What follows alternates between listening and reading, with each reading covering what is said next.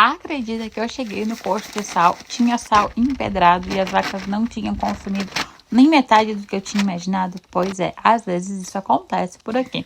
Então eu soltei aquele sal empedrado, peguei o saco novo que eu tinha trazido e já fui logo ali colocando em cima daquele para depois eu poder acabar misturando ele. Acontece que nesse coxo de sal aqui, eu tinha misturado sal mineral com sal branco para reduzir o consumo, pois fazia muito tempo que elas não estavam comendo tanto.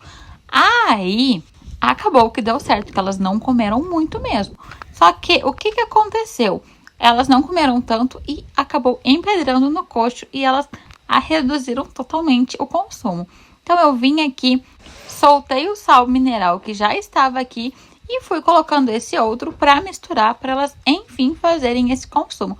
Comenta aqui se vocês fariam a mesma coisa que eu fiz. Beijo!